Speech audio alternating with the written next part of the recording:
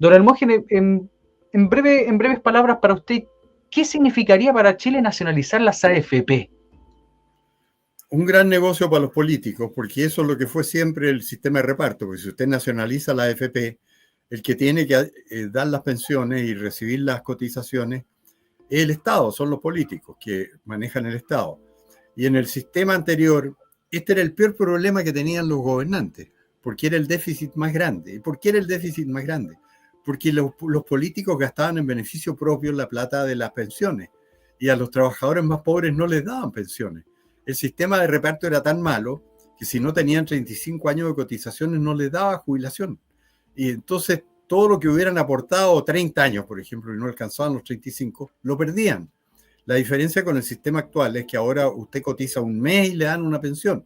Por eso sacan el promedio y después dicen que bajas son las pensiones. Claro, porque hay mucha gente que no ha cotizado nada, muy poco tiempo, y le dan una pensión.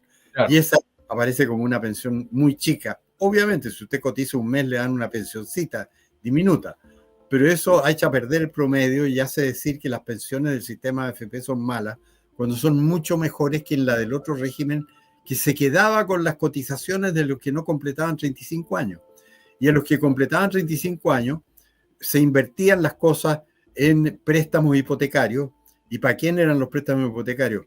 Para amigos de los gobiernos que conseguían préstamos a tasas muy bajas y felices devolvían menos de lo que habían recibido, así que se los peleaban, o para construir departamentos de lujo que se le arrendaban a la gente de gobierno. Yo estuve en departamentos de esos, de gente de gobierno, y decía, pero qué macanudo este departamento en la Plaza Bulnes.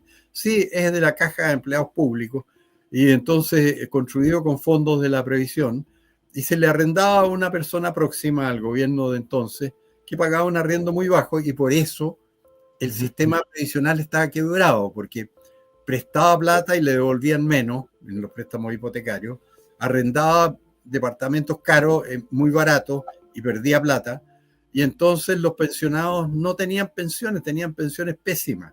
Era lo peor que había en materia de satisfacción de los pensionados. Las únicas pensiones buenas eran las de los políticos, que tenían pensiones perseguidoras, se llamaban, porque se reajustaban igual que los sueldos en actividad. Y los parlamentarios tenían las mejores pensiones de todas. ¿Por qué? Porque ellos aprobaban las leyes sobre las pensiones. Y los que sabían los vericuetos del sistema sacaban mucha plata. A mí un abogado muy distinguido, que no lo puedo nombrar por razones obvias, me contó una vez hace muchos años, a mí no se me olvidan las cosas, me dijo, yo no te puedo decir cuánto es mi jubilación porque me da vergüenza por lo alta.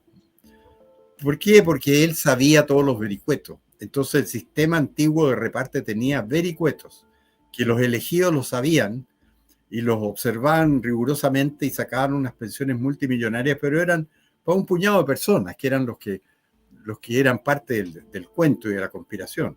Era un sistema sumamente injusto, muy malo y pésimo para los pobres, y cambió completamente cuando, en lugar de desaparecer la plata, las pensiones en manos de las AFP fueron a la producción. ¿Por qué? Porque las prestaban a empresas que producían de verdad, producían buena rentabilidad, y por eso cada pensionado que hay hoy en las cuentas de la AFP, por cada 3 pesos que tiene, 2 pesos se lo ha dado la rentabilidad que rinden las AFP, porque no se roban la plata, sino que la hacen cundir y se la prestan a las empresas que producen. Y por eso Chile se convirtió en el país que más producía en América Latina, porque tenía una tremenda inyección de inversión a través de los fondos de la previsión, que en lugar de que se lo robaran los políticos, pasaron a alimentar la inversión y la producción. Así que volver al sistema de reparto es suicida.